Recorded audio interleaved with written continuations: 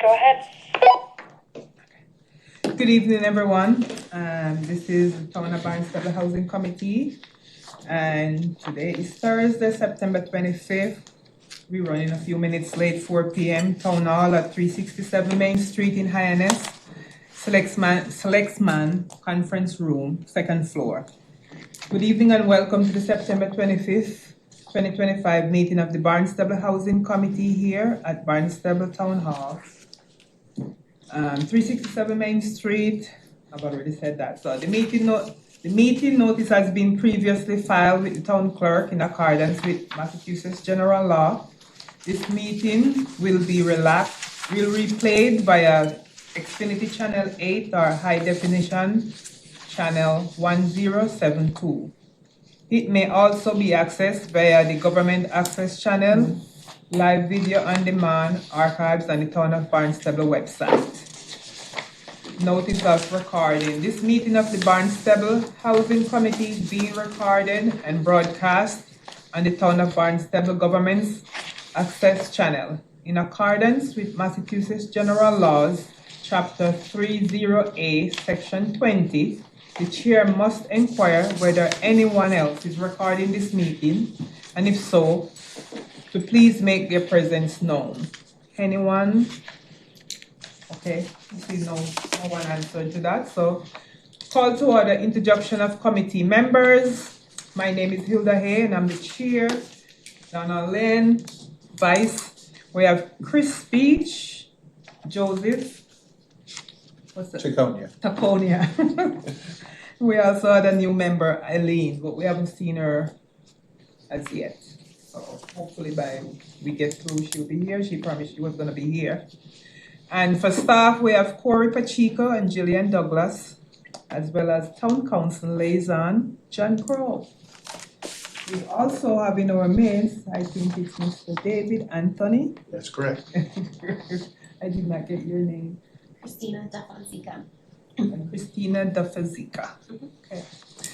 General public comment. This is for public comment, not on the agenda this evening. Do we have anybody from the public? Anything to say? That is not on our agenda. I saw no. Okay. We have election of officers. Board committees and commission shall annually elect a chairperson, vice chair, and a secretary or a clerk. Newly formed boards, committees of commissions should elect these officers at the first meeting. For standing multiple member boards, the annual election shall occur in July of each year or as near after the appointment of new members by the town council. It is the responsibility of the chair to notify the town council of changes in officers. So we were supposed to have Eileen here this evening. Unfortunately, she's not here as yet. So I'm not sure. She said she was going to be here. What's happening? Can I make a motion? Sure. I make a motion that Hilda Hay be elected chairman. Continuing in the role that she's done so well. Second. Okay. All in favor? You were too late. You were counted as an aye. I'm an aye. Everybody in favor? Aye. Aye. Aye. Okay. And for those in the Navy, aye. Okay, so vice chair. Present we have Donald. Anybody else? Are you willing to I make a continue? motion that Chris I beg to be second it. the Chris, vice. What's that? vice chair, we nominating you. Sounds good, thank you. And so next person we have. Is there a second? Right, second. Second. Oh, I did second. All in favor? Aye. Aye. Aye. Okay, there you go, Chris. You are on. Secretary or a clerk? Joseph, are you? Yeah, who's left?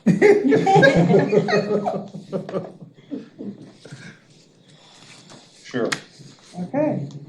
Second it. You can work with me to work out the details, so. All in favor? Aye. There we go. We have Joseph as secretary. Secretary clerk, working with Corey. That's beautiful. Thank you, thank you.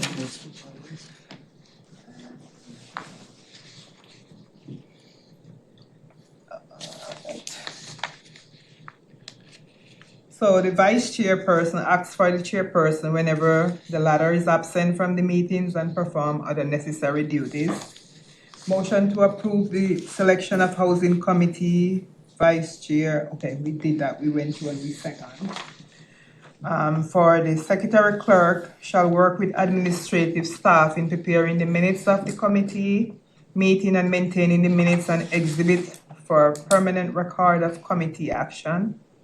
Researching reports and activities and ensuring the legal required notice and operational procedures are followed by the committee. And we have had the motion for that also. And everyone here has a copy of this so you can just follow through.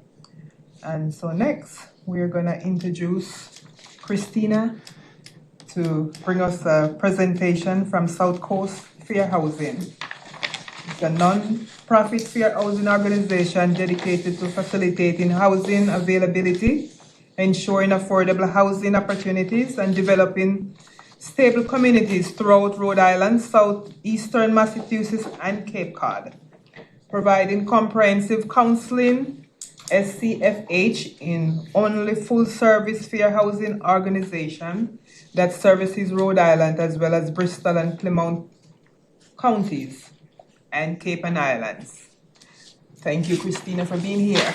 Sure. Go ahead. Sit here if that's okay. So thank you for having me. I'm gonna give you some background on the fair housing laws and a little bit of the work that our organization does. But if you have any questions, please let me know. So as Hilda mentioned, right, we serve Rhode Island and Southeastern Mass and the Cape and Islands. We just expanded into the Cape and Islands about 2 years ago. And we are the only nonprofit fair housing organization in that entire geographic region. We work, essentially our mission is to eliminate housing discrimination and increase equal housing opportunities. And so we do that through educating folks about the fair housing laws, and then we also receive intakes and investigate housing discrimination, and then we offer advocacy and legal assistance to individuals who've experienced housing discrimination, all with the goal of really eradicating housing discrimination from this region. So we'll talk a little bit about the state and federal fair housing laws. The Fair Housing Act, the federal law, was passed in 1968. It was signed into law by President Lyndon Johnson 7 days after the assassination of Dr. Martin Luther King Jr. It was the last of the major civil rights bills to be passed in the 1960s, and it prohibits housing discrimination across the country on the basis of race, color, religion, national origin, and then later sex, familial status, and disability were added. And in Massachusetts, we prohibit discrimination in housing on the basis of all of those categories as well as these additional categories. So age, gender identity, genetic information, marital status, military or veteran status, sexual orientation, the receipt of public assistance, and the use of a housing voucher or rental supplement. One thing I want to go back to that I usually mention and I forgot. Familial status is the presence of any minor children in the household. So what we see a lot with familial status discrimination, or more frequently, is that sometimes that might happen if a landlord, for instance, doesn't know whether there's lead paint in the home or believes there is lead paint in the home. And you may know that the Massachusetts lead law requires lead paint hazards be addressed if a child under the age of 6 lives in the household. And so sometimes we'll see discrimination happen against families with children because a landlord doesn't want to or can't afford to abate the lead hazards in the home, and that can present a pretty significant barrier to households with families with children under the age of 6. The other piece for this, yeah, go ahead. Are there any state programs to help? Because I only represented, poor people, and the delighting is $10,000 or more. Is there any state program that they can, listen, I'll take everybody if I could just get the lead paint, paid for somehow? Yes, yeah. So Mass Housing has a Get the Lead Out program that, depending on the criteria, might give a low interest or no interest loan to help with that. And then there's a tax credit available for each unit. It's a small tax credit. There's actually a bill pending right now to try to increase that tax credit to incentivize more units being de-leaded.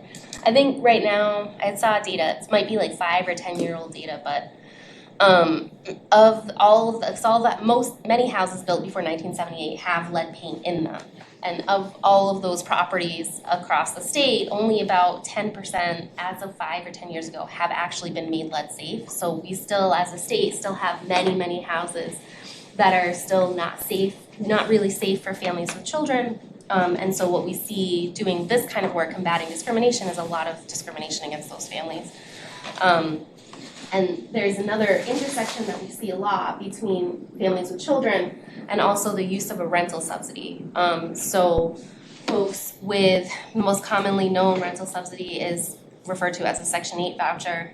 We see discrimination against families with Section 8 vouchers quite often. And a lot of times either the Section 8 voucher program or other programs of rental assistance, the agency that administers those programs will need to confirm that the property is lead safe before they will allow a tenant to lease up if that family has a child under the age of 6.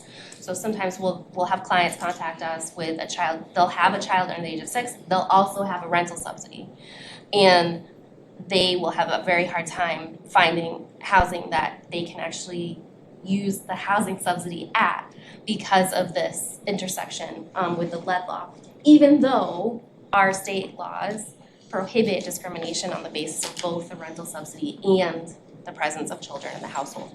So that's something that we commonly get complaints about.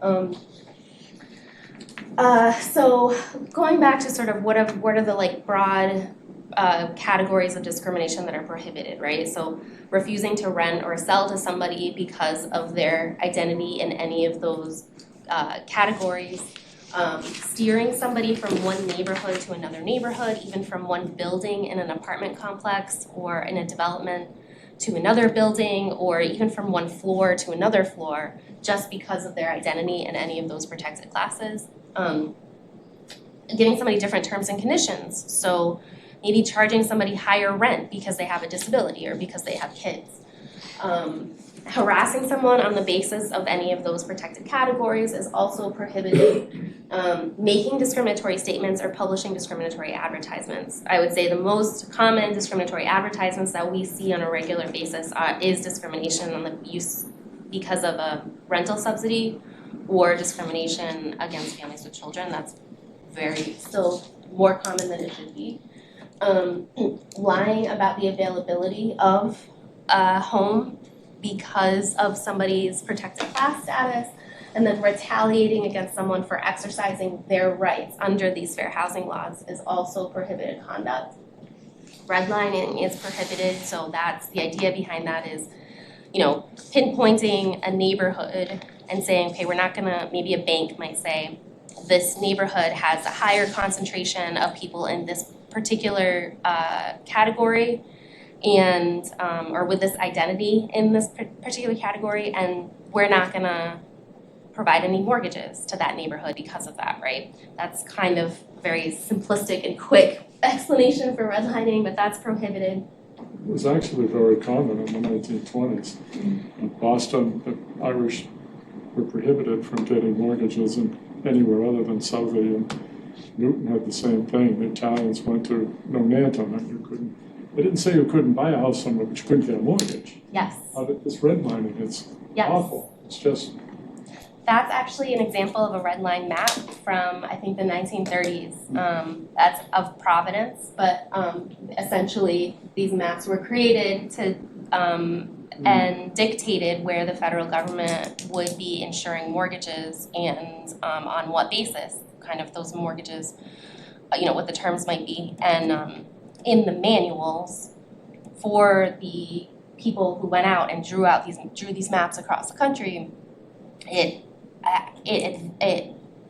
manual contains guidance to consider the racial makeup and of the neighborhoods when determining the risk level for the government to insure. So, things like neighborhoods that had higher rates of certain races or immigrants would be considered more risky in the context of making these maps. And that's how we have neighborhoods across the country that may have more investor-owned properties because during this period of time, you couldn't get a federally backed mortgage in certain neighborhoods because of these kinds of policies. So that's really, I'm glad that you brought it up because it was a good segue right into this map. It's, we can't ignore past history. Mm-hmm.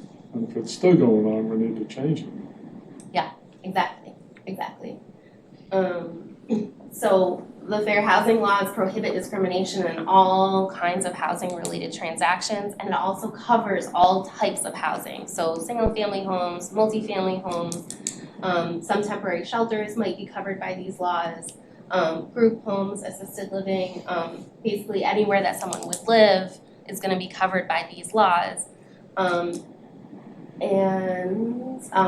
This is a very detailed slide that I'm not gonna get into, other than to say that there are some exemptions to these laws. And under the Federal Fair Housing Act, typically if a property is owner occupied, has four units or less, then that property might be exempt from the federal law. But in Massachusetts, we only exempt owner occupied properties with 2 units or less. So we're talking about duplexes basically, if an owner lives in one of the units.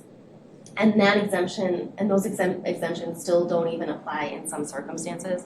So, I try to tell folks either way, really try to comply with these laws because it's sort of critical to helping to ensure that everyone has equal access to all the housing opportunities.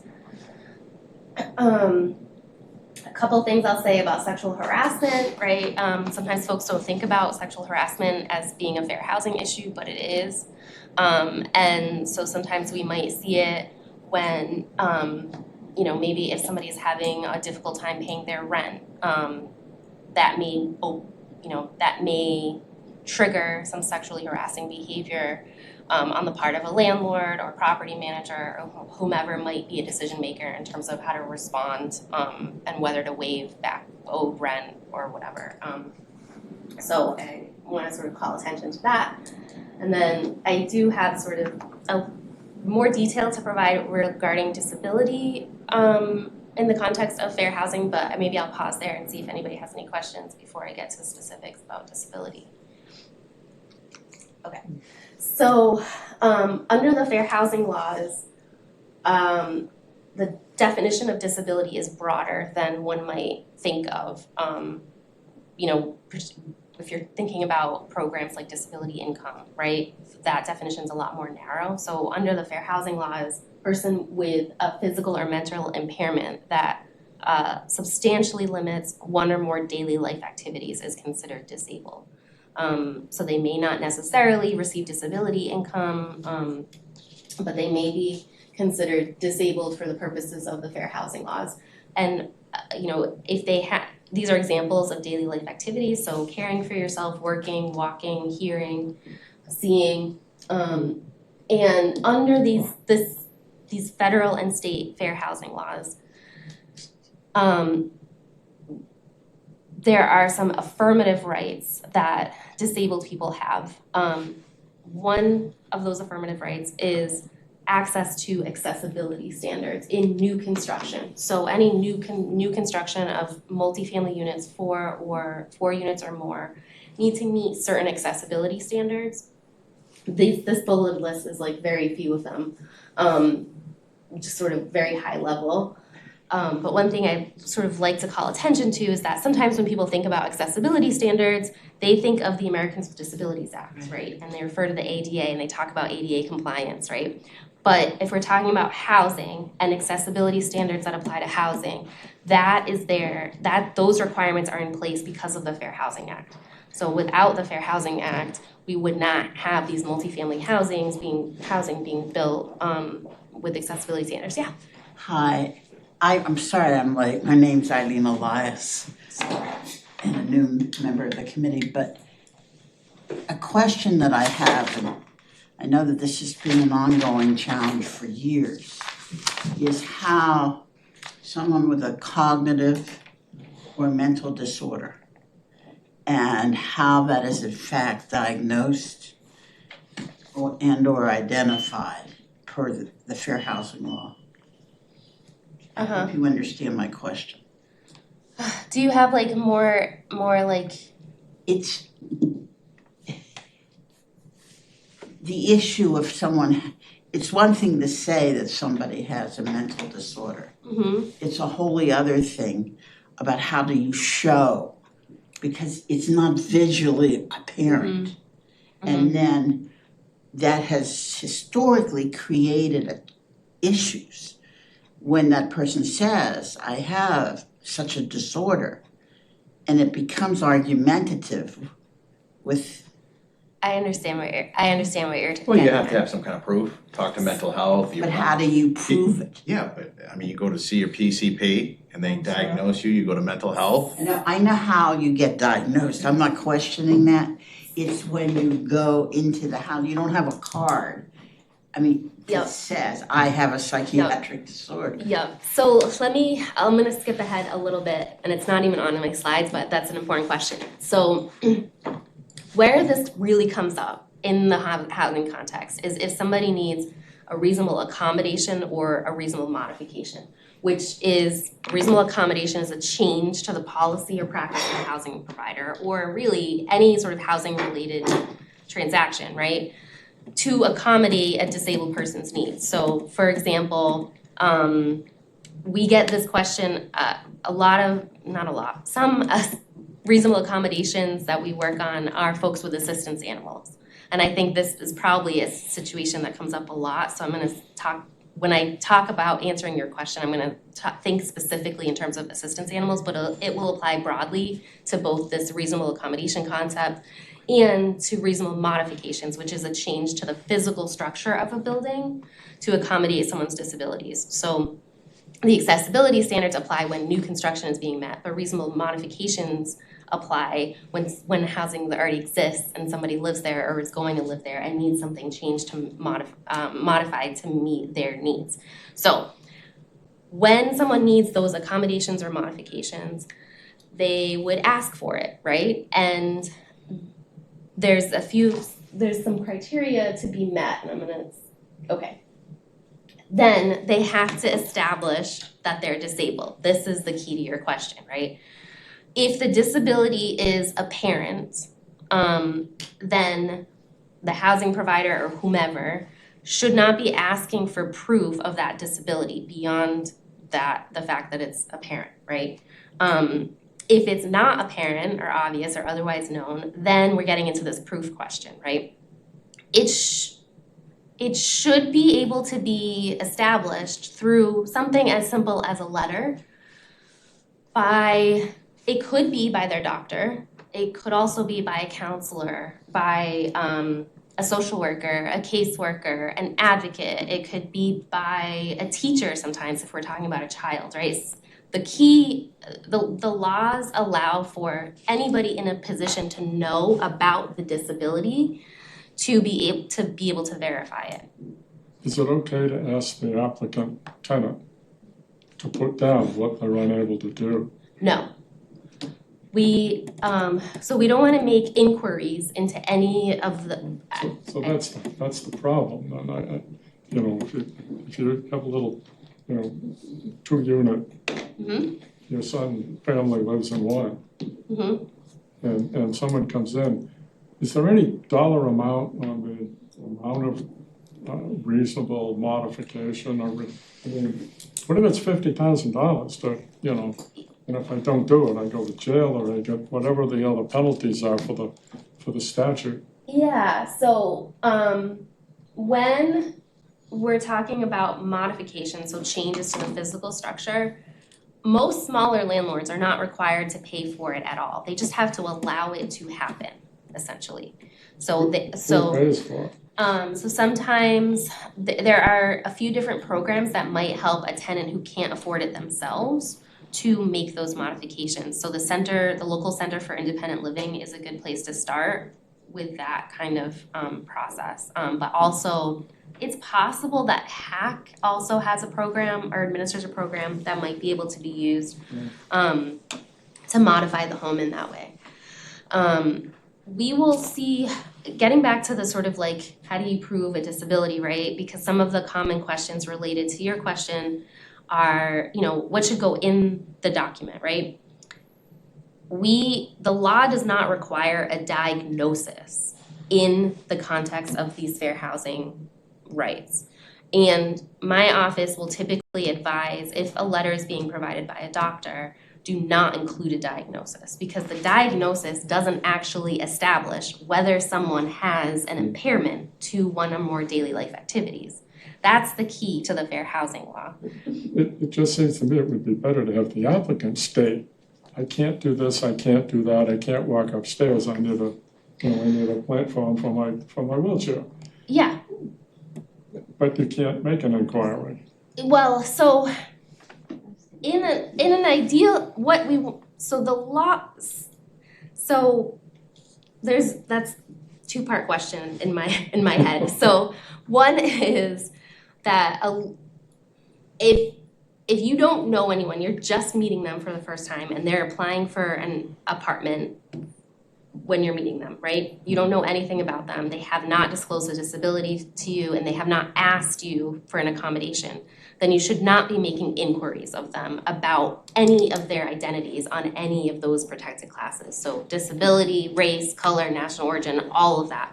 No inquiries for the most part. So now I don't make any inquiries, they rent the apartment. Yep. And then they say, I need this and this and this. Yes. How fair is that? Yes. Well, the idea behind these laws is really, they were, so having worked a little bit on getting an additional protected class added to the Rhode Island law, right? These laws are not passed quickly, right? It takes effort and usually evidence that there is a pervasive problem of discrimination in order to get, any of these laws passed. And we've seen I see discrimination against people with disabilities all the time. And the reason for these laws is to make sure that anyone isn't sort of excluded from a neighborhood, from a town, from a certain kind of housing, just because of their identity here. And so it is an affirmative obligation on the part of every housing provider, every community that sets housing policy, everyone, right, to ensure that, to sort of build in to your budget an allowance for, I need to make sure that the housing I'm gonna provide is gonna be open and accessible to everybody. And so I'm gonna account for, needs that I might encounter on the part of my tenant, including disabilities. So you don't really know. So yeah. Mm-hmm. But also too, if you have like certain disabilities, you're gonna have an advocate. They're gonna know what your disabilities are, so you could look for that kind of housing too. Like if you need a ramp or an elevator or something like that, you're not gonna go look for a random house home, unless you have to, obviously, you know what I mean? But you're gonna look for those accommodations that are already in there. Yeah. Or start there anyways, and You might, but I think the idea behind these fair housing laws is really to make it so that just because someone has a disability doesn't mean that they're limited in terms of where they live. They're not limited, the other civil rights laws say they're not limited in terms of where they should be able to work, and these laws are the same way. So yes, often my office will see folks who will limit themselves because they've experienced discrimination in the marketplace so often that they understand that the marketplace says to them, I can't I have to look for somewhere that already has these modifications made, or I have to look for somewhere that allows pets when all I need is an when I don't have a pet, I have an assistance animal, and I should be able to go anywhere. But the reality is that so many doors are closed on me despite these laws, right? And so people have to make these choices every day, but it doesn't mean that that's what these laws intend. Yeah. You're raising such an important point, and it's I don't think it's always understood if in fact I have that issue occur and I'm looking for housing. Who will be where do I go for advocacy? Yeah, so that's why I started this organization actually. So we're one Thank you. organization. Thank you first. Yeah, I mean we're one organization among many, right? Who do similar. Well, let me say this: advocacy, especially for disabled folks in this context, right? There are other organizations that do that work. We look at sort of all the protected classes, right, and try to break down barriers for all of them. Yeah, I mean, and part of why we come to meetings like this is to make sure that folks understand what the law calls for, right? Because I think sometimes even they're super like well-meaning folks who don't understand how the law is set up and are tripping themselves up, even though their intention may be to, to be welcoming and help someone find a home that, is best for them, so. Education's the key. It's, 10% are not gonna follow any rule. Yeah. At all. Yeah, But yeah. 90% of the people don't want any trouble. They want, they want tenants, they want, somebody in there that's gonna like it, pay the rent, and Yeah. everything's fine. They don't want lawsuits and everything else. Right, exactly. And I will say, to your question about who else to go to, right? Massachusetts has a Commission Against Discrimination that processes formal complaints of discrimination, including in housing. Sometimes I encourage folks to contact our office first because we're not a formal complaint, we're not a government entity, and so sometimes folks just want some advocacy first, or some education first, or some information, and then they can decide down the road if they want to file a formal complaint.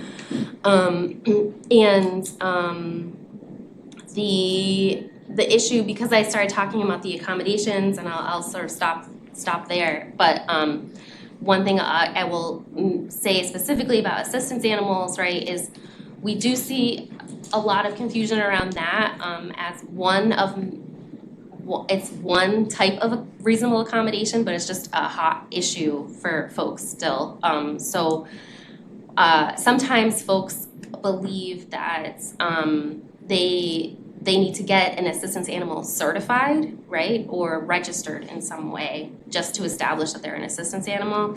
If you or anyone you know comes across any of these certificates, these emotional support certificates, animal certificates, or service animal certificates, they don't really have any meaning under these fair housing laws. So most of these websites, all of these websites that sell these certificates, it's essentially a scam website. So asking, if you're thinking about housing providers in your life that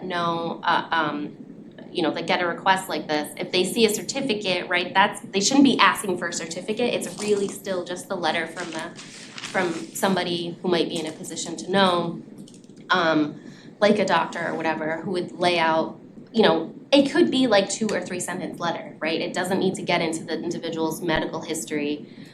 There shouldn't need to be a need for access to medical records and really doing this evaluation. And typically we would see, as long as a person is disabled under these laws and the assistance animal would help them with their disability, then we would expect an assistance animal to be allowed even in a no pets policy. So I think that for the most part, we talked about payment. I skipped around a little bit at the end too. Yeah, that's it. Do you have any other questions or thoughts? Just generally on Section 8. Mm-hmm. My memory of it 30 years ago, a landlord had to take that and nothing else. Now I have people telling me that they give the Section 8 and then there's an extra 500 a month. Is that true? You Is that mean, allowed? you mean to charge the tenant additional? Well, the and then- tenants, the rent is 1,500 and the Section 8's worth 1,000. Uh-huh. Can they charge the tenant the other 500? So what happens with a housing voucher, or let me say this, there are a few different housing subsidy programs. So if we're talking about Section 8 in particular, Just Section 8. then the housing authority, which may be half in this community, would calculate both what is the reasonable rent for that particular unit, and they would also look at the tenant's income and figure out what's their income and what's 30% of their income. And assuming all of the math lines up with the regulations that apply, then the housing agency would set the amount that the tenant is required to pay. So the tenant is required to pay whatever the act of the Barnstable Housing Authority comes up with his ability to pay. Yeah. But a landlord can't charge in addition to that and have a side agreement with the tenant. It just kind of bothers me that, you know, it takes the incentive to work away from people. If I make this much money, I'm gonna have a full-time job and I'm not gonna have an extra dollar in my hand. I'm just gonna lose this and lose this, you know. Yeah. The laws are funny, but you're right, I think we're on the right track, I hope. Yeah, and there is a program that I'm pretty sure that HAC has. I think they've been, the Section 8 vouchers have been moving in this direction. There's a program called Moving to Work within the Section 8 program that tenants can access that would allow them to take steps to increase their income, and instead of having their rent increase, they would have that extra amount that they would normally be additional amount towards rent, they would have it go into a savings account. And then once they sort of graduate from the program, they can have access to that additional payment to maybe use as a down payment on a home or something like that. So and then they would. That's a good idea. So it is a program that's out there. I don't think there are many people, there's probably more room to grow that program, but. Part of the problem is the people that are poor never get any capital. They don't save anything, so if there was an automatic, that would be real help. Mm-hmm. Even for a new apartment or maybe a down payment on something. Yeah. That's the big problem here, is that the average house, I think the median Barnstable is $750 or something. So, you need $150,000 cash. Then you got over $500,000 mortgage, and then you got a house with no utilities and no furniture. I mean, it's scary. I don't think my grandkids could buy a place here. Got to do something, but I don't know what. Is there a number, an email to your organization that is available that we could probably put up on our website, or if people ask questions?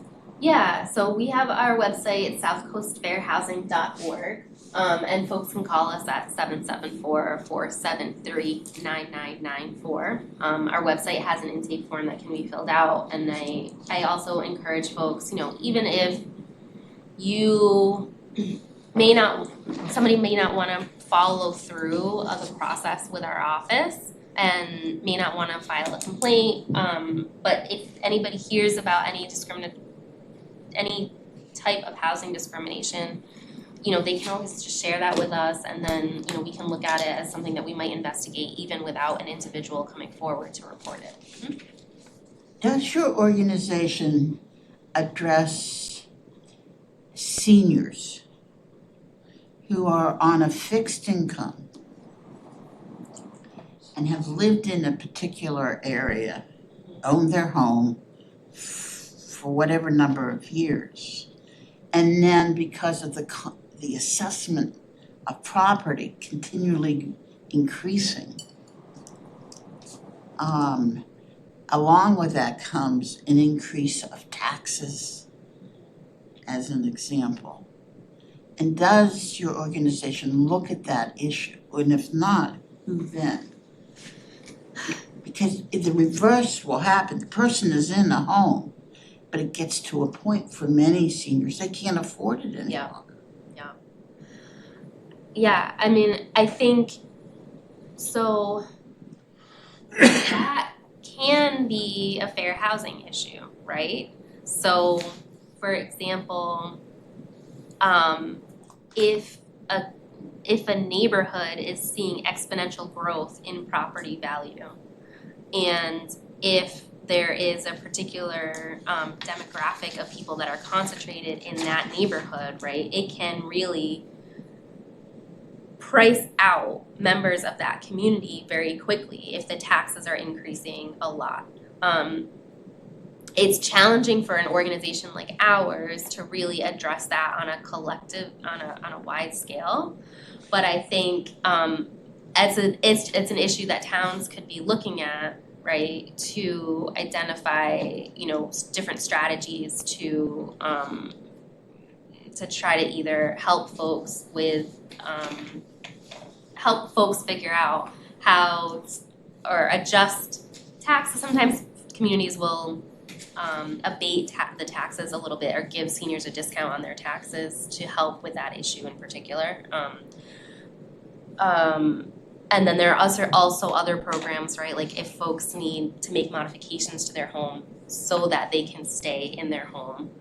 And then I think there's also a community of folks that are looking at, okay, maybe we have an elder here who owns a home but is struggling to pay for the full cost of living in the home, but we also have other folks who don't have homes and are unable to afford homes that are on the market, right? Is there this sort of like co-housing kind of model that can be used to help folks support each other through this broader housing crisis, right? So there are a few different strategies. Is it something that my organization specifically excels at? Is the best one? No. But I think it's sort of it's what you pinpointed is one type of issue that could be looked at through different lenses and have a community of different approaches taken to sort of address it, right? I hear you with the town. Are there any towns? Because Barnstable is not one, I don't think. Yeah, are there any towns in Massachusetts that have addressed this issue? And could be a model? Not that I know of, but if I can look and see if I can come up with any examples. I think the only I've not had that exact question before, so I haven't researched it myself, but I can look at it and see if I have any other ideas. Sure. Any other questions or okay. I really appreciate your time and questions, and if you have any other follow-up questions or anything, please feel free to contact my office. Wanna say thank you, Christina, for coming out and for giving us this wealth of information. We Sure. appreciate it. Thank you. You're welcome. I think I can do it. Christina, appreciate that. Can I touch this? This I actually time- saw that happen to a woman I met at work. This was a while ago. She grew up in this house with her parents on the water. And then when her parents passed, left her the house.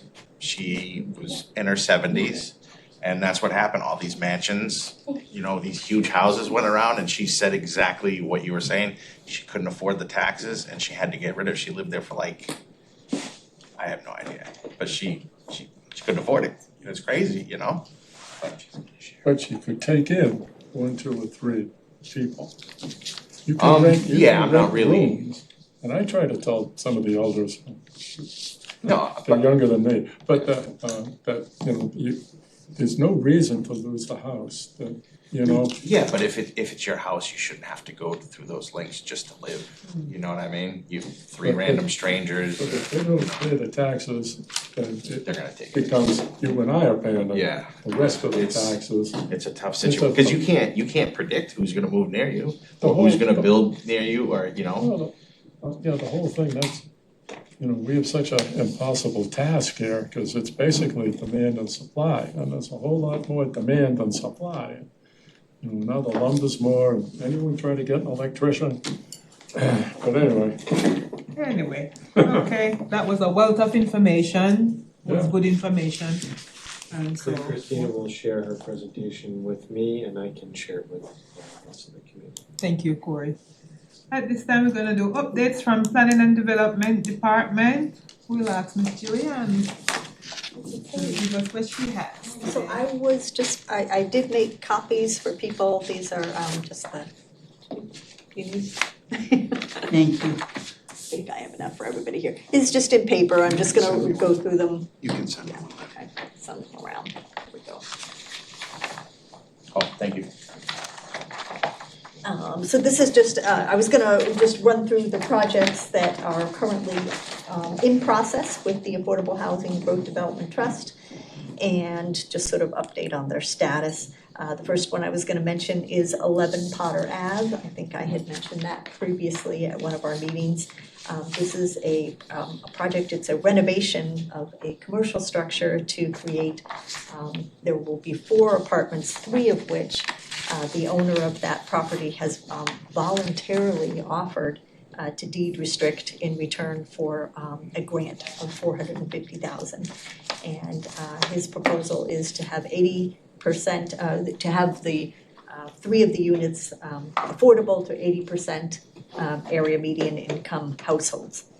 And we have sent Corey has sent the local action unit application up to the state, and we're waiting for that to come back. And when that does, we will have hopefully certification from the state, and then we can start to reimburse that gentleman for all of the work that he's done. The next one, this is just an update. 199 Barnstable Road was a project that had applied to the trust for a grant of $600,000. That was going to be, I think it was 45 units, and 9 of which were going to be deed restricted. But I guess what I just want to report back is that the applicant has withdrawn his application to the trust and did receive $11 million in LIHTC funding from Mass Housing. So that is proceeding, and the number of affordable units, I believe, is going to be 5 units currently, and those will be affordable to 80% of area median income.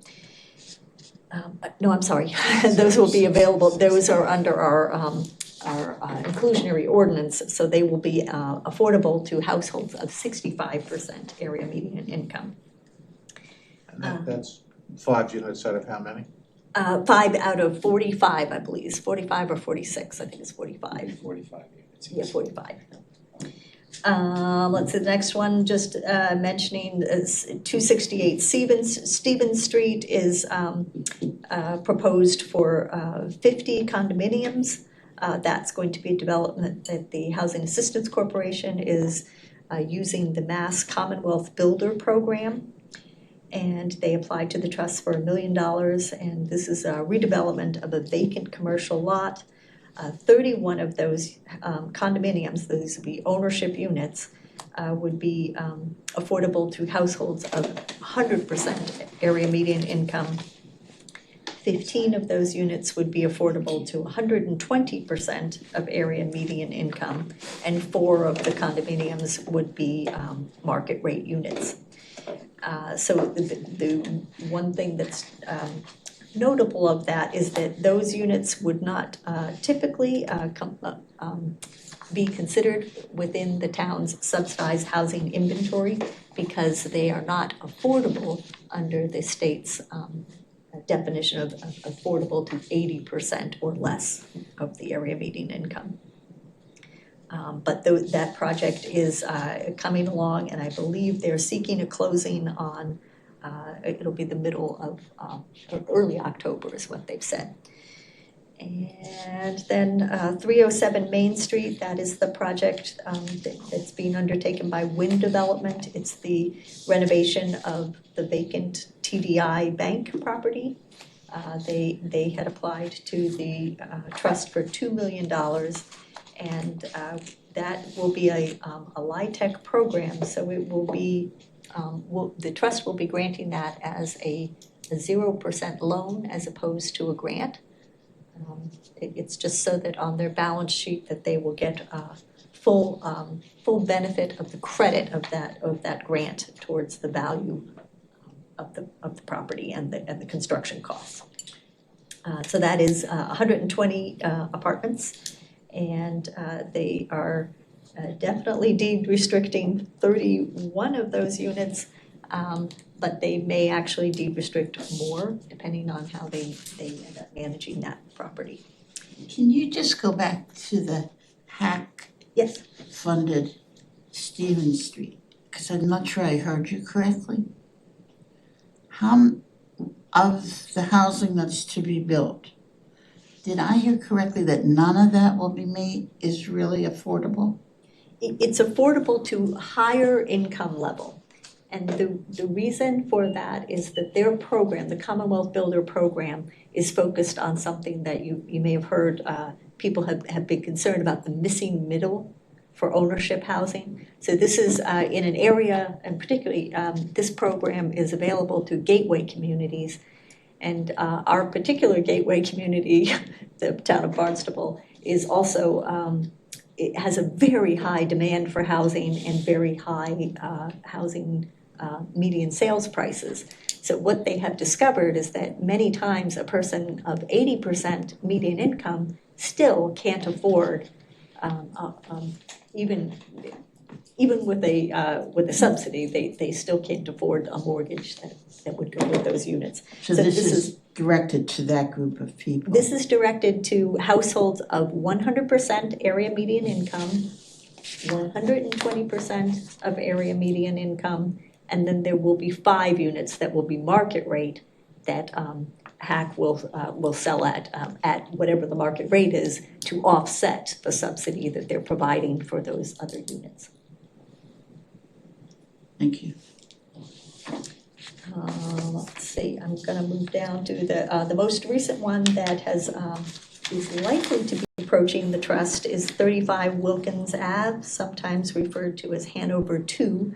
It's being developed by New England Development and is over, people know it off of Wilkins Avenue, off of, what is that, Addicts Lane, over in that area. So this is it's a larger building. It's 320 units, which triggered as a development of regional impact. So it received review from the Cape Cod Commission, and it just recently received its special permit from our local zoning board of appeals. We're anticipating, because in the zoning board of appeals criteria or condition of their special permit, they indicated that they would like to see 10 additional affordable units that would be affordable to households of 80%. That, because it's 320 units, they have already committed in their special permit to, under our inclusionary ordinance, 13% affordability. Those would be at 65% AMI, area median income, and because they are doing additional, in other words, 10% was increased to 13%, and 42 of those 320 units will be affordable. And by approaching the trust, we're hoping to make an arrangement where there would be 10 additional units that would be eligible for or affordable to households of 80% area median income. Kelly, 2 questions. One fairly easy. What is the AMI for You Barnstable? were gonna ask me that, and Because, I did not I'm bring seeing that. 80%, 30%, but that doesn't make any sense to me without knowing I you know, didn't bring it, it's 82,500 or something. it's higher than that, I wanna say. It's higher than It's like that. Area- 107, isn't it? I wanna say, isn't it 86? Just take a guess. I know, I don't wanna guess, and I can provide that. I can provide that for you. Yeah, I usually bring the table with me so that I can look right at it. It'd be a real help to have Yes. that, in every one of these, rather than just saying, well, the AMI on this, I don't know what they're talking about. Yeah. It depends Two. on the the size of the family as Correct. well, and Yep. it just depends on Yeah, the yeah. AMI level, 65 or 80% or 100%. It Okay, but definitely it's ranges. 85% or 35% of the AMI, and I don't know the AMI, so I can't do the.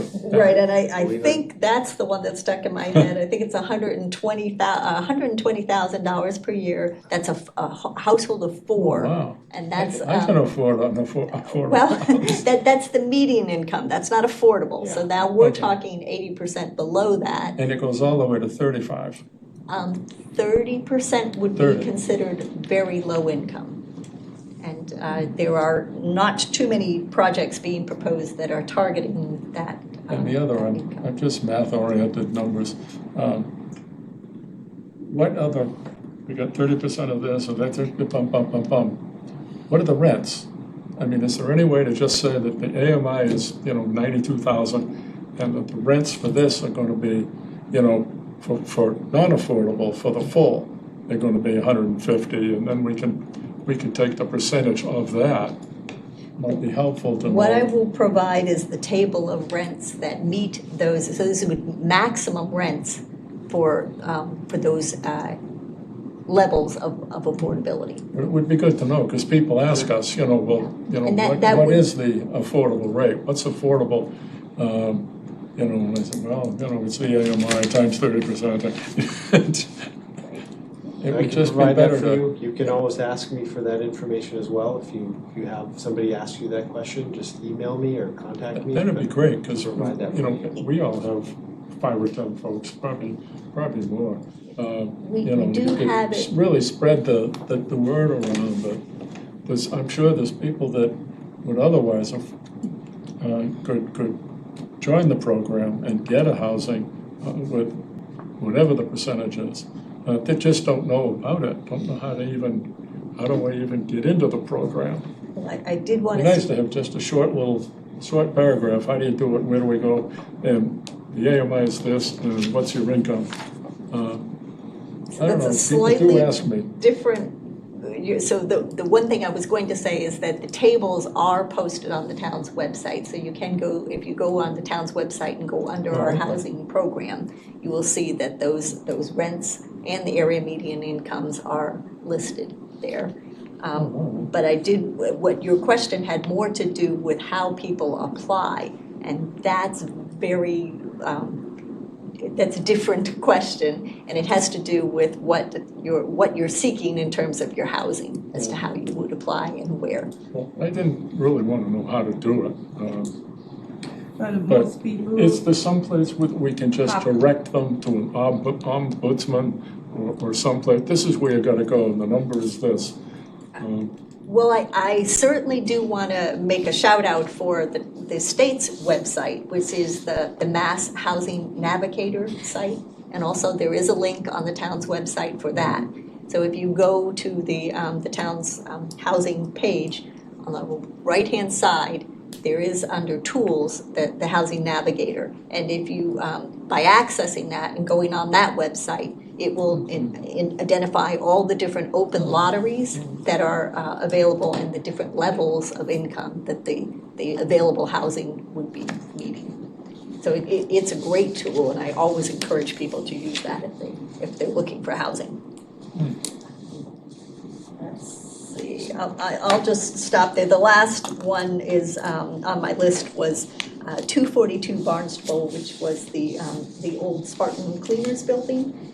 And the applicant's Spartan Cleaner Realty has applied to the trust for a $400,000 grant to redevelop that property.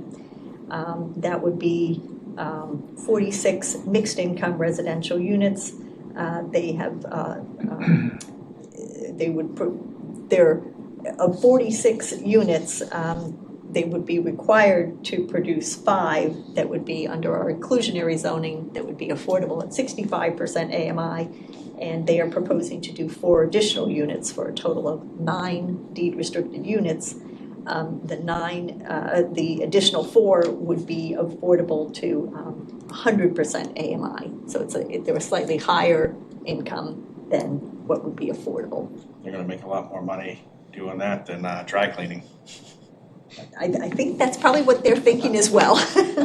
And so we have not done any of the legal instruments for that yet, but that they have applied and the trust has acknowledged their application as favorable. Do you know how big that lot is, by any chance? Just, I oh, does don't it say? I'm have it sorry. here. Like how many I didn't write acres? it down. Say 1.2, it's not very big. It's not a big. What? You can put that many units on it? So it's gonna be three-story buildings. Three-story. Oh, okay. I mean, that's a lot of units for that. So 2 3-story buildings. Oh, two. Cool, good for them. I think we're starting to look favorable with housing coming in for the next year. There's quite a few housing going up and I'm happy to see that. Even though people are still gonna be struggling to pay those rents, even though I've seen so many new units going up, the struggle is still affordability. The rents are Yeah, Still. rents are still high, but difficult. we'll Thank still you work. and, you know, the work that the trust does. Because we went 4 or 5 or 6 years, and I think we had 1, 2, or 3 Or three, affordables yes. each year. I mean, it was Yes. almost like nothing. And now we're getting 42 and 13 and, Yeah, the numbers are adding up, so the trust is doing a The very numbers good are job doing moving in the great. right direction. And I think our town is moving in the right direction with the different changes in zoning that has helped a lot. So we really appreciate it and we'll continue working and the town will continue to do the best they can. this is great. Yeah. Wasn't there some talk maybe it was at the town council meeting recently, about trying to avoid some of these like 20-year tax exemption deals in terms of the duration and the extent of them? I actually did Has there been not, any guidance on I don't, I guess I'm not prepared to really speak about that. I know that there was some concern that the town not overextend itself, but that's, Yeah. they are taking a close look. Every application that comes before them, they're I think you're analyzing. talking about the HTIP applications that come in for some tax abatement for The new tax house exemption tax piece for exemptions the 20 years. for new market rate housing. So yeah, Maybe. there haven't been any new applications recently, but the committee that reviews those applications, they've revised the extent and the amount of percentage in the tax abatement or the tax it's been revised. I thought the emphasis was on maybe on the duration of the. Yes, I don't think they're looking at 20-year terms anymore. It's more around 10 years. Can I ask a question to this dialogue? What is, and maybe this is a separate discussion totally, but what is the state's role? And what is the town's role, if not also the federal government's role in regards to how much tax can be charged for real estate property? I mean, that's assessed at the local level, and that's really not. Totally. Yeah, No state role at all. for real estate, yeah, that's a local. You're talking about real estate tax so the local assessment or tax, Whatever the establishment. individuals is, right. yeah, that is all done locally. And so the federal government or federal law has no role in that, nor state. Not in the real estate tax. It's totally local. Has there ever been an assessment or a review done, like for the Cape as a whole, and how each town assesses? And to compare, contrast that assessment and then and the charge that's given to the individual homeowner? Not that I'm aware of in terms of Cape-wide, that's not the department I'm in terms Yeah. of like tax assessing, so that would be something a question for the assessor to answer. Yeah. So Barnstable County has never looked at this. I mean, I don't know of any, Not that I'm but aware of. I should say that every town reports its tax rate So if you were interested in seeing. So it's you could- publicly Oh, available. yes, it's public information what the tax rate is in every community. And you can access that if you were looking to do your own comparison. I mean, there are towns with lower rates, and I would say that if you have a very high commercial base of property, typically the tax rate will be lower. Or if there are more town services provided, like town trash pickup. I mean, that tends to drive the assessments up too. Yes. Thank you. Thank you, Julianne. So, Corey, you have anything for us, please? And just real quick, from our last meeting and up until now, submitted 3 different local action unit applications. One for 199 Barnstable Road, which Jillian had spoke about, for 5 units to be included on the town's subsidized housing inventory. So that's kind of in the initial stage of review at the state level. Same with 79 North Street, it's for 1 unit. Out of 11 units total, 1 unit will be deed restricted at 65% AMI. Also 235 Barnstable Road, application for 2 units out of a 13 unit project. So that's in process, and hopefully within the next 2 or 3 months, we'll hear back as to whether they've accepted the documents we've submitted to be included on the SHI. All right, That's it. thank you. And at this point, town-owned properties, Mr. David Anthony. Hello, my name is David Anthony. I'm Director of Asset Management. I work out of the Town Manager's Office. Back in 2017, 2018, we started taking a look at town-owned land. At that time, it was for the potential of disposal. These were unused assets that had been acquired and held, in some cases, multiple decades. Many of them were from tax foreclosures in earlier years. And there was a belief that there was an awful lot of land that was just lying vacant and needed to be repurposed. To put that in context, there's about 29,000 parcels that make up the town of Barnstable. And there's over 1,000 parcels of town-owned land. Now, some of those parcels are postage stamps, and some of those could be hundreds of hundreds of acres, square acres. To put that in context, there's 420 parcels that are all designated as conservation land. I mean, half of West Barnstable is conservation land. That accounts for about 6,500 acres. There's 130 parcels that make up the town land bank and open space parcels that are out there. That's almost another 1,000 acres there. And then there's this group of about 490 municipal parcels. So when we go from 29,000 to 490 parcels, and then we start to further break this down, and I'm taking these statistics from a presentation that I gave to the town council back in 2017. When you start to break down these parcels even further, and I will bring this all back in and tell you why I'm giving you these statistics. 253 parcels are general municipal. The balance of those, the 237 parcels, are things like airport land, recreation designated land, Lombard Trust out in West Barnstable, property that is designated for active school property. So now we kind of get down to this block of about 250 parcels out of that massive amount of parcels. And by the time we get down to the bottom line, we found that we had 168 parcels of non-designated municipal land that could be considered for disposal. So we went from 29,000 parcels townwide, mostly privately owned, 1,000 from the town, down to about 168.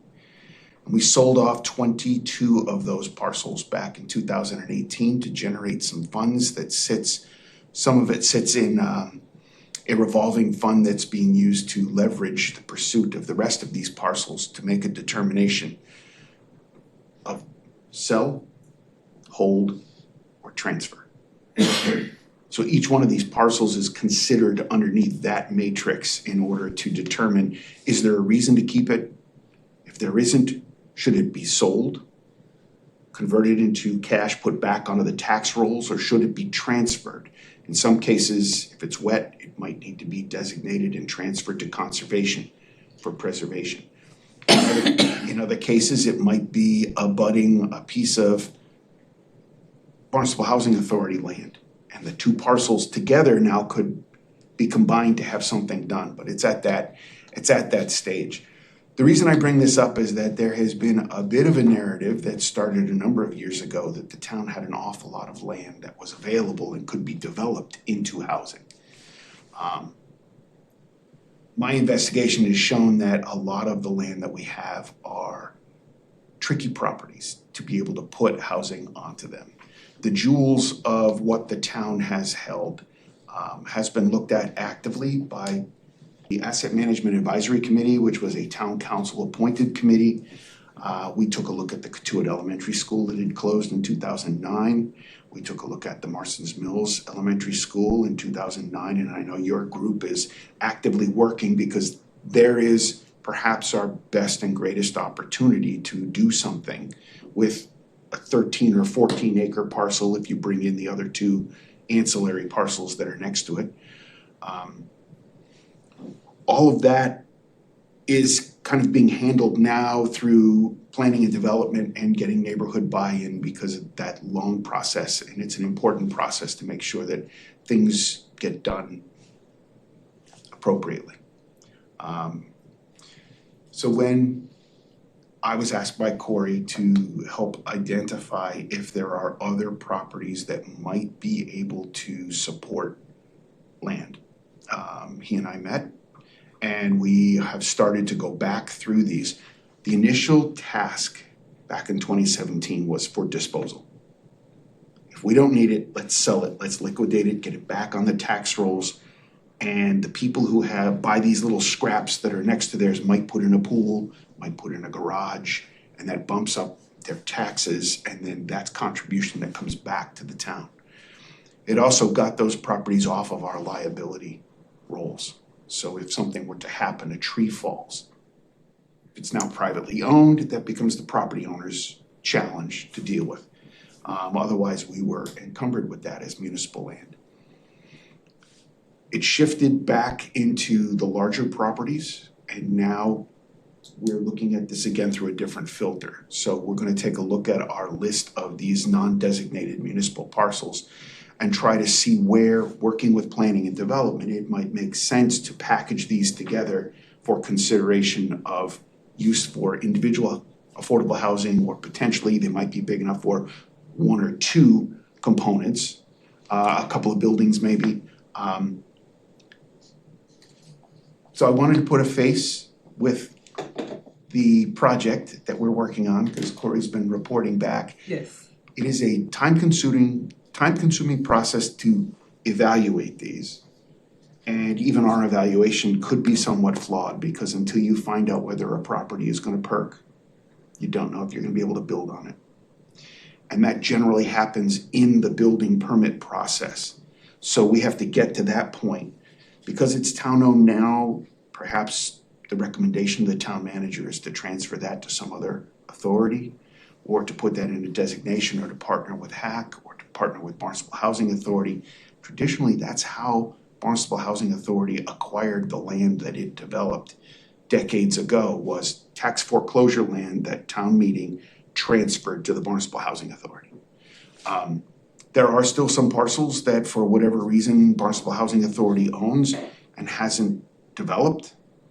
And it may be that there are flaws or logistical barriers that you can't overcome. It won't perk, it's wet, there's a rare and endangered species on it. There are a number of challenges that go along with that. Each one of these parcels has its own story.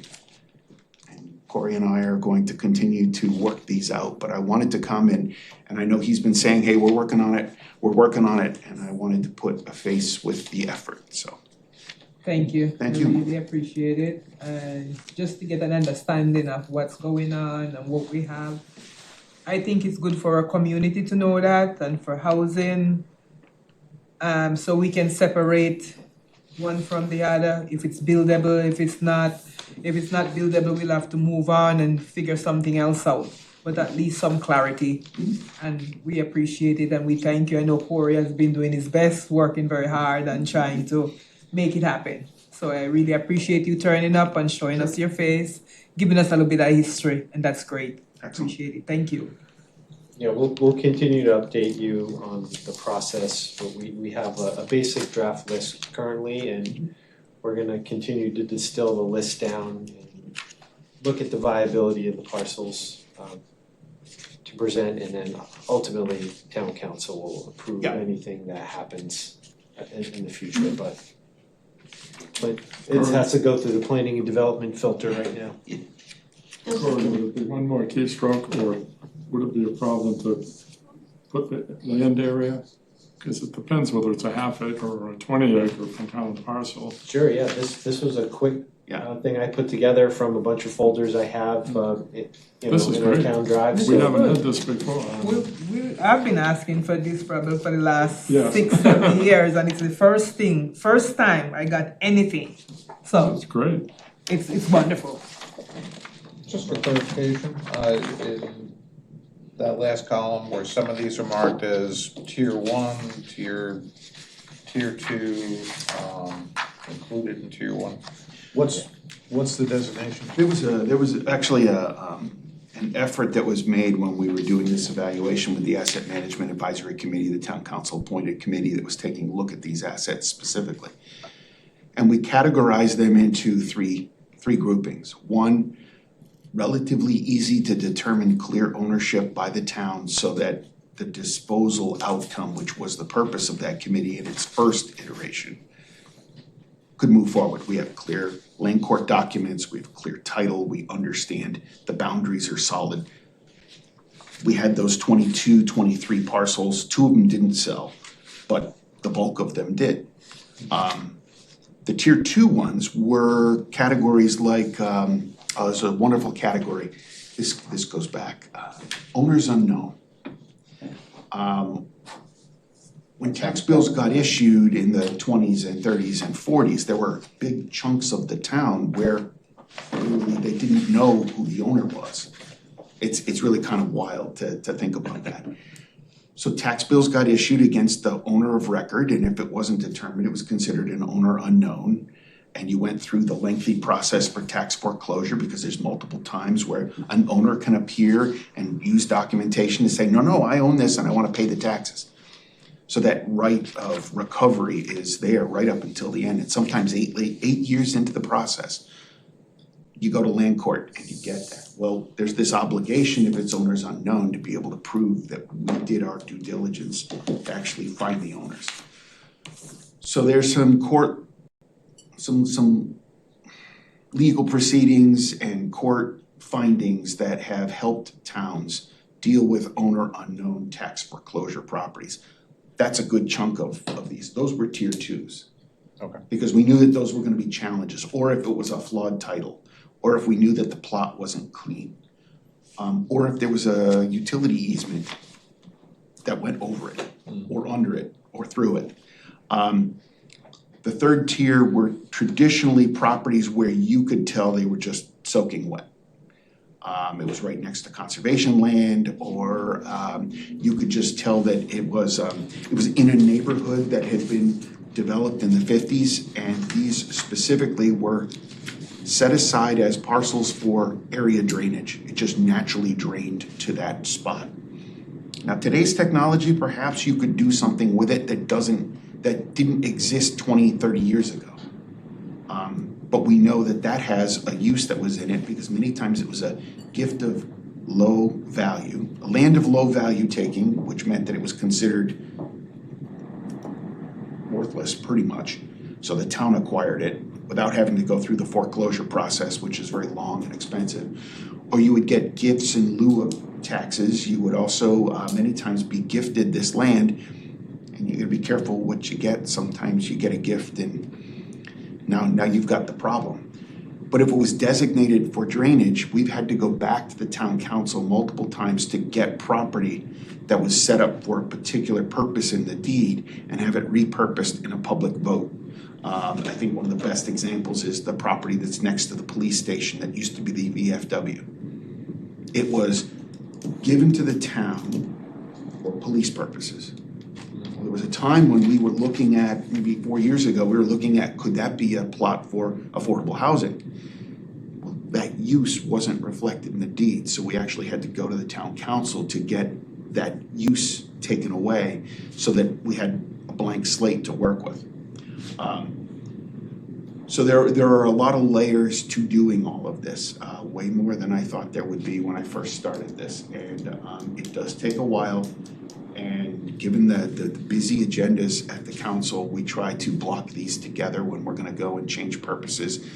But there's a couple of different cycles that go through the town council, one to declare surplus and one to actually approve the sale. So there's a big public process that goes through, and there's presentations and public hearings and things along those lines. But I think that's where we're kind of headed, is that we've spent enough time digging through these properties that there's some that we can look at and say, yeah, that one has a chance, that one has a chance, that one has a chance. And then there's a long list of little scraps that are just, you know, it's less than 1/10 of an acre, and you know with just general setbacks, you're never gonna be able to put a building on it. Because it's a long, thin property, or it's landlocked or something like that. So we will continue to work on this list and come forward with what we are able to think could realistically meet this purpose. Ultimately, it goes to the town manager, because under our charter, he is the person responsible for all town assets, real property and other assets. And that was consistent with how we set this up in 2017 and 2018. Yes, sir. One of the addresses jumped out to me, and is there a plan to get rid of the airport and use the whole thing for affordable housing? See, whenever somebody asks me that question, I say, It's well, 1,000. which airport are you talking about? That's true. Marston's Mills Airport, Oh. 1,000 Race Lane, which is on the list. Actually, there is some property on Race Lane, but it is not part of the Danforth property, which is the 240 some odd acres that was taken in 2002, or purchased for $11 million, I think. That sits under not one, but 2 layers of protection from the town council, because there was a revision in 2008 that it couldn't be used for golf courses and it couldn't be used for some other things. So there's a number of restrictions on that property specifically. I don't think that one will be coming back to be considered for affordable. I just You love never it. have too many golf courses, right? Well, And the golf. depends if you're a golfer. That's wild, you said 20s and 30s. Like, I'm just used to technology and all I mean, could you imagine what it's like trying to find somebody in the Yeah. like maybe the paper, that was probably the biggest thing back then, honestly, and maybe word of mouth. Maybe you have to go walk somewhere, but that's crazy. I think we actually have one property acquired through tax foreclosure that is pre-1900. Wow. How big is it? It's not big. Oh, well, I know, but that's still cool though. No, to be honest, some of these properties have been extremely valuable to the town. We've already been able to repurpose 2 of the tax foreclosure ones. One is a very important water connection between Calm and Hyannis Water that's over just off of Finney's Lane. They were able to put that onto a piece of town-owned property, and it's a pump connection station, which is an important connection between water systems. Another one is on Chute Flying Hill Road. We had a tax foreclosed property that is in the perfect spot for a underground small pump station to help with that Chute Flying Hill sewer. So there was no need to take the property, there's no need to acquire the property. It was there for us, so it was one of ours. And working with the town engineer, they would be a very important filter before we got rid of any property to make sure that this didn't fit into the design of the sewer, because they're gonna need a lot of properties to put these small underground pump stations to service neighborhoods. And if we can do it on our own property, that would be the first choice. Can I ask you a question? Certainly. Even though you say our own property, how does the community respond, like in Chute Flying Hill Road? If a neighborhood group does not want doesn't agree with the plan, and they would prefer something residential on that land rather. So, we have not run into that yet with the sewer, which has been great. We've been very fortunate to be able to reach out to the abutters, and they understand the general need for this. Their first concern is always sound, smell, and what it's gonna look like. And what we've been able to do is bring them to existing small underground pump stations and basically say, this is what we're talking about. And many times they go, well, where is it? Is that like the one on is Main Street? It used to be maybe like a small park. Is that a pump station too? It's near that little rotary at the end of Main Street. Just before the Rotary. Yeah, on the left. Brazilian Yeah, grill brand on new. your left Is that a right pump there. station? I think it's a That looks pump amazing. station. It's just like a Beautiful. nice new little building. So It's not a there bad are thing. 5 major pump stations that are gonna need to be built. 2 of them have already been built. Wow. That's one. The other one is on the corner of Finney's Lane and Route And 28. Centerville, yeah. Gas station. That's what a big pump station looks like. It has to be above ground, it's 40 feet under. We already have several small pump stations that have been built and are operating now, and you would drive by them and you wouldn't even know Exactly. where they are. Best example, Craigville Beach Road and Old Strawberry Hill Road. If you wanna drive by there at some point, you'll drive by. Now that you know to look for it, you'll see some yellow bollards and a green box that sits above the ground. The rest of it's underground. And there's gonna need to be a bunch of those. So in many cases, what we try to do, and working with the town engineer and Kelly Colopy, very talented out of the DPW, she works that communication piece. She will reach out to abutters and to the neighborhood and basically say, this is what it's gonna look like, this is what it's gonna sound like, this is what it's gonna smell like. And so far, people have been, oh, okay. Now, if a neighborhood didn't have the land and there had to be something creative done with a neighborhood, there might be more of a contentious need to be able to come up with a solution. We haven't faced that yet. So we'll see. We'll see when it comes. Thank you very much. Thank you very much. And I know the sewer system is coming through and we're doing what we have to do. So that was great. Moving forward, Town Council approval of local comprehensive plan and housing production plan. Future topics for housing committee. And the agenda. I'm gonna ask for approval of the minutes from May 22nd. Motion to approve the minutes. So moved. Okay, thank you. Second. Thanks, Chris. All in favor? All in favor? Aye. Aye. Okay. Do we have a date? Oh, sorry, before we move on. Ms. Helene came in a little bit late. We want to welcome you to our meeting. I Thank you. apologize. No, it's fine. You're here, that's all that's important. Thank you for coming out and thank you for being part of this team and we'll work together to make things happen. And we have a date, we have not have a date yet for our next meeting. Corey, do you have anything that we can work with? Well, we had October 30th, but then Joe brought up a good point.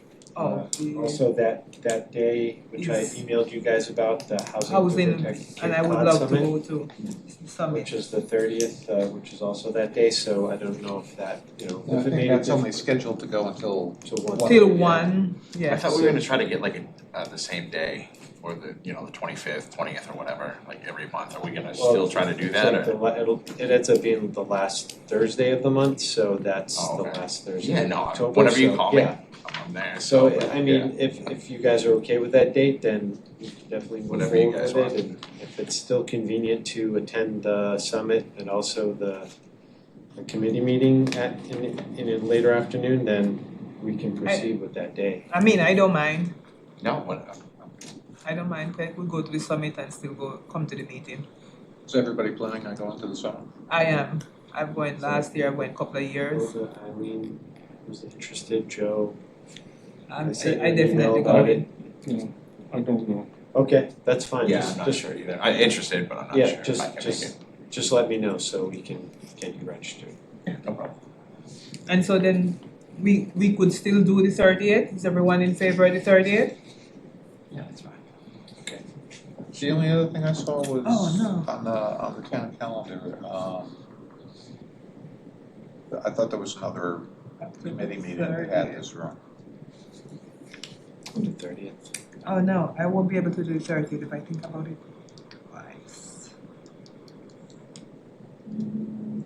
30th is Friday, Thursday. Maybe the appointments committee. It's okay, I'll make it work. Sean, do you know if there's an appointments committee meeting on October 30th? What committee? Appointments? I don't think so, I don't have it written down, the 30th of October you're talking? Yeah, there's. We haven't made any plans for, since I think there's a, last one in September, is September 30th, so we'd probably make the next date at that meeting. Okay. So I don't see it right now. Okay, thanks. There's no, There's nothing there? there's nothing on the Okay. calendar right now for the 30th for this room. Okay. Okay, so the 30th, But October if 30th. town council does hold a meeting that day, which I don't think it will, then no other committee can hold a meeting when the town council has a meeting, so we'll work towards the 30th, Works for me. October 30th. Okay. So we have a date of October 30th. Items not reasonably anticipated 48 hours in advance of those meetings. What day is that?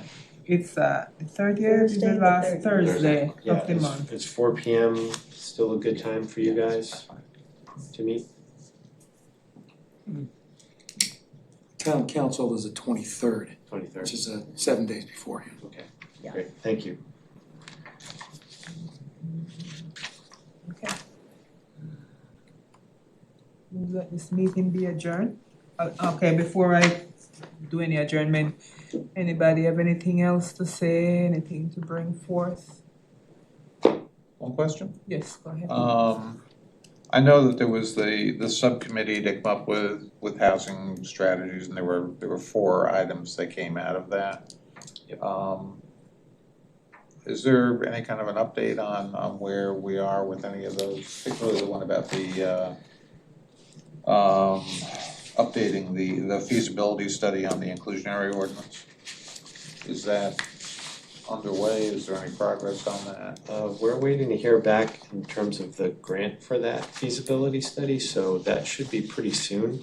But no updates in terms of if it's been awarded to us. But also, I mean, one of the recommendations was use of town-owned assets for affordable housing, so. That's why we're doing the list- land, yes. That's kind of, we're working towards that a little bit, so. And there are some other items here, and if you're. There was the hiring a housing staff person. Haven't heard anything further on that. Short-term rentals, that could be in the regulatory framework for short-term rentals, that could be in the pipeline as well. But these are items that we could definitely talk about, or you guys can talk about at future meetings, if you're so inclined to. There's also the transfer fee on high-value home sales as well, that was another recommendation, so. Yeah, these are, I mean, it's on the agenda, future topics, so I provided you with chapter 5 of the local comprehensive, chapter 5 of the local comprehensive plan, the housing part. That's something you could review as well. I mean, that still needs, I mean, that was approved by town council, but it still needs to go to Cape Cod Commission for review and approval, but those are some goals and policies that this committee could also discuss at future meetings as well. In the HPP, I gave you the snapshot, the one page. I was gonna print you out the whole document for the HPP, which it's a lot of pages, but 117. yeah, so, go through that, get acquainted with those documents and then, come back or email me, let me know some items you potentially wanna talk about at future agendas, and I could put that on the agenda and you guys can talk about it. Can I just, I know I'm new, but it was based on issue that I was trying to address earlier today. and found in the town of Barnstable, in how assessments are made, I couldn't get a straight answer. And I went from bank information, who had no information, to, it was about real estate tax. And it just was, I finally figured it out. But the average person, it's not an easy process. And depending on the staff person, they did or didn't have the information. So what I'm recommending is another agenda issue, is just the whole assessment information to the citizens residing in Barnstable. Because I don't think it's just me that's had this confusion. Okay, Thank you. something to think about. Our Director of Assessing here, John Curran, the assessment office, that's definitely a place to go to talk about how assessments are done. But it's So- how it's communicated. Sure, yeah. I can talk with John about that, see if we could put something together for you Yeah. guys. And bring a presentation or I something. appreciate it, thank you. Okay, all right. No further ado. I think that this meeting being adjourned. Motion to adjourn. Second. Was a long evening, but All in it was. favor? All in favor? Aye. There we go. Good seeing you guys again. Thank you everyone for coming.